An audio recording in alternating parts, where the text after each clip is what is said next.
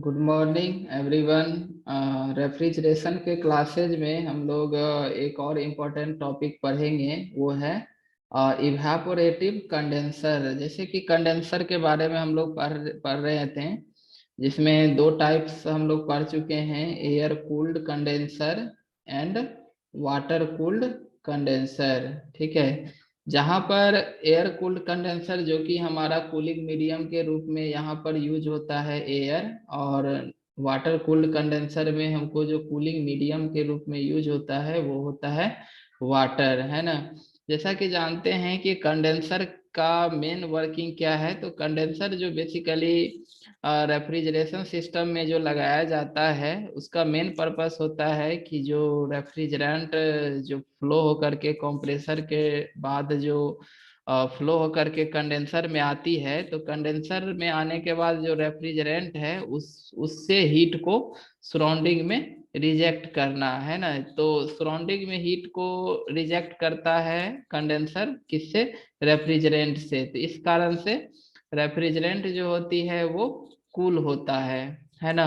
और जो हीट है वो सराउंडिंग में अपना चला जाता है। तो यही सराउंडिंग में अगर एयर यूज करते हैं तो एयर कूल्ड कंडेंसर है, अगर सराउंडिंग में अगर वाटर है कंडेंसर के कॉइल के सराउंडिंग में, तो वो वाटर कूल्ड कंडेंसर कहलाएगा। लेकिन एक जो थर्ड टाइप का जो कंडेंसर यूज होता है, आजकल वाइडली यूज भी होता है लार्ज एसी प्लांट में और रेफ्रिजरेशन प्लांट में, वो है इवेपोरेटिव कंडेंसर।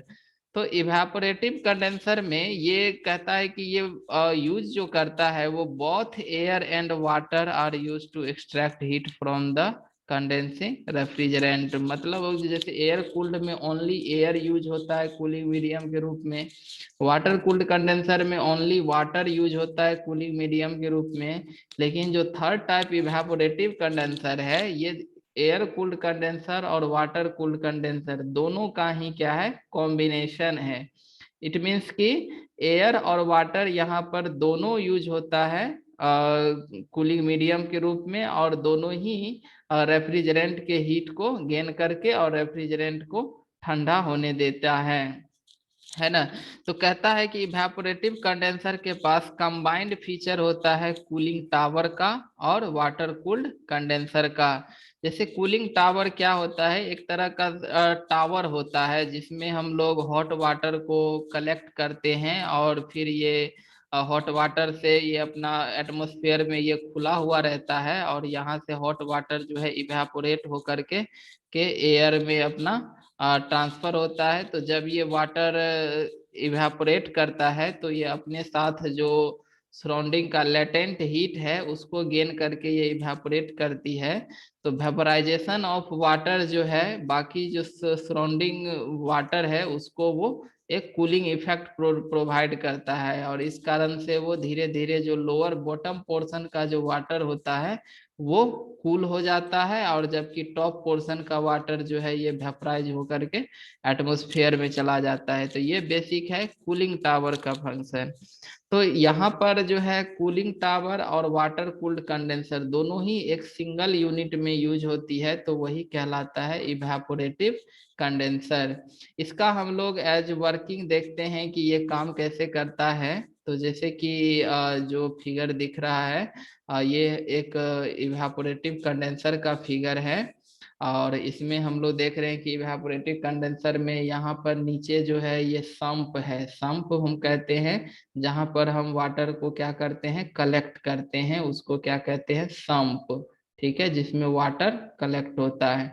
संप से यहाँ पर क्या लगा हुआ है, एक पंप लगा हुआ है। पंप का काम क्या है कि इस संप से वाटर को लेकर के, और जो टॉप जो स्प्रे नोजल है, यहाँ पर पंप जो है कहाँ पर ये वाटर को सप्लाई करता है, तो एक स्प्रे नोजल है, यानी कि इस नोजल के थ्रू क्या करता है, ये स्प्रे करता है किसके ऊपर, तो ये एक कंडेंसर क्वाइल है। ये जो है ये एक क्या है, कंडेंसर क्वाइल है, जिस क्वाइल के अंदर से क्या है कि यहाँ से हॉट वेपर रेफ्रिजरेंट जो है टॉप पार्ट से इन करता है, और ये जो वेपर हॉट वेपर रेफ्रिजरेंट है ये कंडेंसर क्वाइल से फ्लो करते हुए और वो इसी कंडेंसर कॉइल के दौरान ये जब फ्लो करता है तो वो अपना हीट को एक्सचेंज करता है, मतलब कहे तो हॉट वेपर के रूप में रेफ्रिजरेंट जो है यहाँ कंडेंसर में इन करता है, और फिर जब ये इसी कॉइल में फ्लो के ड्यूरेशन में वो अपना हीट एक्सचेंज करता है, और जब ये कंडेंसर से बाहर आता है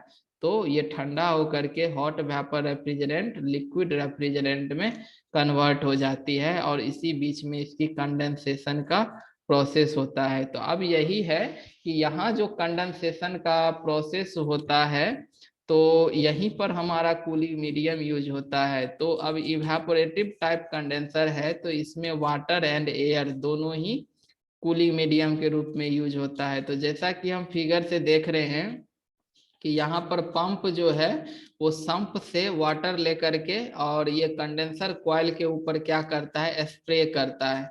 तो कंडेंसर कॉइल पर जब ये स्प्रे करता है तो वाटर का एक थीन लेयर जो है वो कंडेंसर के वाल के ऊपर क्या हो जाती है, चिपक जाती है। मतलब हो गया कि वाटर का एक थीन लेयर जो होता है वो कंडेंसर कॉइल के कांटेक्ट में होती है। तो जैसे ही रेफ्रिजरेंट इसके अंदर से चूंकि फ्लो हो रहा है, वो क्या है, हॉट रेफ्रिजरेंट है, तो ये हॉट रेफ्रिजरेंट यहाँ क्या करता है, जो कंडेंसर का ट्यूब है, वाल है, ट्यूब के वाल को अपना हीट ट्रांसफर करता है। इसका ट्यूब वाल जनरली कॉपर या आयरन का होता है, तो जनरली कॉपर यूज होता है उसका एक्सेलेंट थर्मल प्रॉपर्टी के कारण। तो वो कॉपर हाईली कंडक्टिंग मटेरियल होती है किसका, हीट का। तो जैसे ही हॉट रेफ्रिजरेंट इस कॉपर ट्यूब में पास करता है तो ये कॉपर का ट्यूब जो है और रेफ्रिजरेंट से हीट गेन करके और ट्यूब का जो टॉप सरफेस है वो भी हमारा हॉट हो जाती है। और जब इसके ऊपर कूल वाटर का छिड़काव होता है यहाँ पर, तो ये वाटर जो है उस ट्यूब का के वाल का हीट को लेकर के वो वाटर जो है वेपराइज कर जाता है ना। तो वेपराइज कर जाता है तो स्वाभाविक है कि ट्यूब वाल को क्या करेगा, ये कूलिंग इफेक्ट प्रोवाइड करेगा। तो जो मतलब इस तरह से कूल ट्यूब का जो वाल है वो कूल हो जाता है इस वाटर स्प्रे के कारण। और वाटर स्प्रे होने के कारण यहाँ पर थीन लेयर का जो वाटर है वो इस ट्यूब के वाल से हीट को गेन करके और खुद वेपराइज कर जाता है, ट्यूब वाल को ठंडा कर देता है। तो ट्यूब वाल को ठंडा कर दिया तो फिर ये ट्यूब वाल जो है रेफ्रिजरेंट से अपना हीट को गेन कर लेता है। तो इस तरह से इनडायरेक्टली रूप से जो रेफ्रिजरेंट का हीट है वो हमारा ट्रांसफर हो रहा है किस में, जो ये वाटर स्प्रे हो रहा है इसके ऊपर। तो रेफ्रिजरेंट का हीट लगातार यहाँ पर क्या हो रहा है, लॉस हो रहा है, और वो गेन किसके द्वारा हो रहा है, तो जो यहाँ पर वाटर स्प्रे हो रहा है उसके द्वारा ये गेन किया जा रहा है। तो इस तरह से रेफ्रिजरेंट जो होती है वो धीरे धीरे जैसे जैसे आगे बढ़ते जाती है वो और कूल होते होते वो लिक्विड के रूप में कन्वर्ट हो जाती है। तो इस तरह से यहाँ पर एक वाटर यूज हो गया कूलिंग मीडियम के रूप में। ठीक है, यहाँ पर एक एलिमिनेटर होता है लगा हुआ। एलिमिनेटर का काम होता है चूंकि यहाँ से क्या हो रहा है, वाटर का वेपराइजेशन हो रहा है। तो कुछ वाटर जो है अभी अभी मतलब उसका वेपराइजेशन टेम्परेचर बहुत ज्यादा नहीं होगा, तो जब वो एलिमेटर जो होता है वो काफी पोरस होता है, मतलब एक स्मॉल स्मॉल छिद्र होता है। तो जब ये वेपर एलिमिनेटर से पास करेगा तो अपना जो है बहुत सारा अमाउंट ऑफ वाटर जो है वेपर का वो इसी एलिमिनेटर के अंदर में ही रह जाता है। यानी एलिमिनेटर से वही गैस बाहर आ पाता है जो जिसकी टेम्परेचर काफी ज्यादा है, और उसका मतलब एलिमिनेटर तक पास होते होते भी उसका स्टेट क्या है, वेपर का ही स्टेट है। ठीक है, क्योंकि कुछ वेपर जो होता है एलिमिनेटर के पासेज के दौरान ही कूल होके वो वाटर में कन्वर्ट हो जाता है। तो एलिमिनेटर का बेसिकली हम लोग यूज जो करते हैं कि इससे हमारा वाटर लॉस जो होता है वो एवॉइड होता है, मतलब वाटर लॉस जो है वो कम होता है ना। और ये जो भी वाटर इसमें कलेक्ट हो पाया वो वापस जो है संप में अपना गिर जाता है। इस तरह से संप का वाटर लेवल जो है वो बना रहता है, और उसमें वाटर संप में वाटर लेवल कमी ना हो इसके लिए हम लोग बाहर से भी मेकअप वाटर जो है इसमें सप्लाई करते रहते हैं, ताकि संप के अंदर जो वाटर का लेवल है वो लगातार बना रहे। तो इस तरह से इवेपोरेटिव कूलर में हम देख रहे हैं कि यहाँ पर वाटर का इवेपोरेशन होता है, तो वो यहाँ पर कंडेंसर कॉइल को वो ठंडा करता है। साथ ही जो है ये तो वाटर का कूलिंग मीडियम हो गया, और दूसरा इसमें और एक जो जुड़ा होता है वो फैन लगा हुआ रहता है। फैन का काम है, फैन भी दो तरह का होता है, एक होता है इंड्यूस्ड फैन और दूसरा होता है फोर्स्ड फैन। ठीक है, तो ये मान लेते हैं कि जैसे ये फैन है, ये हमारा क्या है, फैन है। तो अगर फैन जो है जैसे कि मतलब एयर को क्या कर रहा है, यहाँ पर ब्लो कर रहा है ना, एयर को आगे की ओर पुश कर रहा है, ब्लो कर रहा है। तो फोर्स्ड फैन कहते हैं कि अगर हमारा मतलब फैन पीछे है और इसके फ्लो के डायरेक्शन में यहाँ पर, यानी कि फैन का जो आउटलेट है यहाँ पर एयर, ये एयर जब किसी भी हमारा जिसको ठंडा कर रखना है उसके उसके ऊपर से अगर पास करता है तो ये तरफ फोर्स्ड फैन कहलाता है।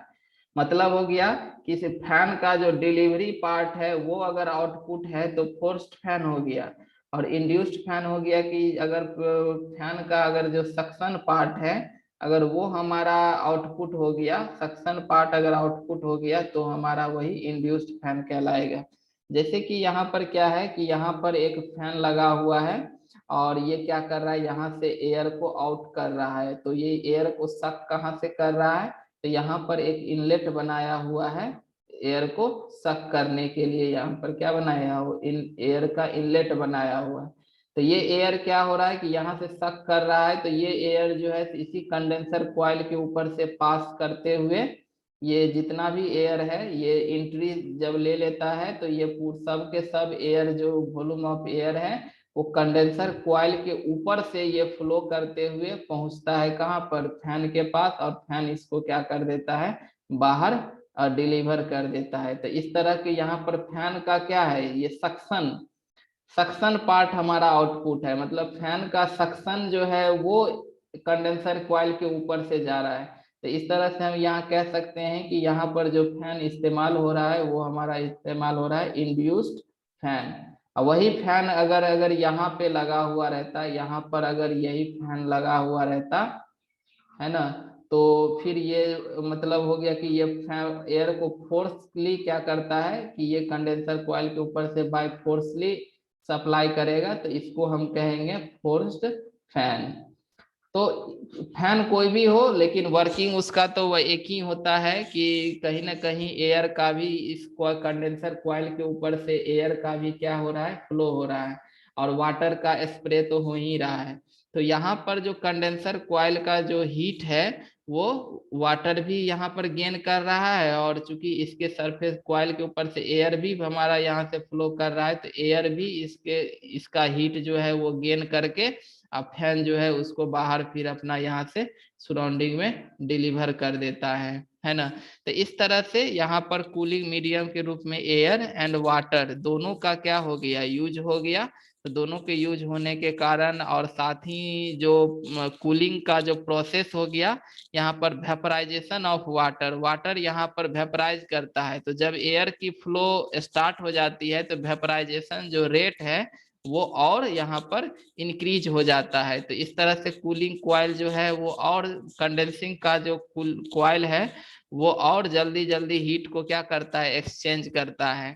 तो इस तरह से इवेपोरेटिव कंडेंसर का वर्किंग हुआ, जिसका इस्तेमाल जनरली चूंकि यहाँ पर काफी हैवी सेटअप है तो हम लोग हैवी प्लांट में ही इसका इस्तेमाल करते हैं। जनरली जो हमारा डोमेस्टिक रेफ्रिजरेटर है उस सब में तो एयर कूल कंडेंसर यूज होता है, लेकिन जहाँ जहाँ बड़ा बड़ा रेफ्रिजरेशन प्लांट है, एसी प्लांट है, कोल्ड स्टोरेज हो गया, आइस प्लांट हो गया, जहाँ पर काफी मतलब ज्यादा अमाउंट में जो रेफ्रिजरेंट की फ्लो होती है, कूलिंग की जरूरत होती है, तो ऐसे प्लांट पर हम लोग इवेपोरेटिव कंडेंसर का यूज करते हैं। तो यहाँ पर यही सारा चीज लैंग्वेज में लिखा हुआ है कि इसके ऑपरेशन में वाटर जो है पंप किया जाता है संप से, और स्प्रे हेडर के थ्रू जो है नोजल के थ्रू कंडेंसर कॉइल के ऊपर उसको स्प्रे किया जाता है, जिससे वहाँ का हॉट वेपर रेफ्रिजरेंट पास करता है। मतलब कंडेंसर कॉइल से क्या पास कर रहा है, हॉट वेपर रेफ्रिजरेंट पास कर रहा है। तो जब उस पर वाटर स्प्रे किया जाता है तो एक थीन वाटर फिल्म जो है कंडेंसर कॉइल के ऊपर उसके संपर्क में आता है, कांटेक्ट में आता है, जहां से वो ट्यूब वाल से वो अपना हीट को गेन करता है। तो मतलब हीट की ट्रांसफर होती है रेफ्रिजरेंट से कंडेंसिंग ट्यूब वाल में, और फिर कंडेंसिंग ट्यूब वाल से फिर हमारा जो आउटसाइड वाटर फिल्म है उसमें हीट की ट्रांसफर होती है। और जैसे ही ट्रांसफर हुआ और ये अपने बॉइलिंग पॉइंट को गेन किया तो यहाँ पर इवेपोरेटिव कूलिंग जो है वो स्टार्ट हो जाता है। इवेपोरेटिव कूलिंग का मतलब ये हो गया कि वाटर खुद तो इवेपोरेट करता है, लेकिन अपने सराउंडिंग के हीट को वो लेटेंट हीट को गेन करके इवेपोरेट करता है, जिस कारण उसका सराउंडिंग जो होती है वो कूल होती है। और उसी सेम टाइम में एक फैन को भी ब्लो किया जाता है बॉटम साइड से, है ना, ताकि वो जो एयर डिस्चार्ज करता है वो भी हमारा कंडेंसर के टॉप से होकर के, यानी कंडेंसर कॉइल के ऊपर से एयर का ब्लो होता है। और इस कारण से जो वाटर का इवेपोरेशन रेट होती है वो और बढ़ जाती है ना।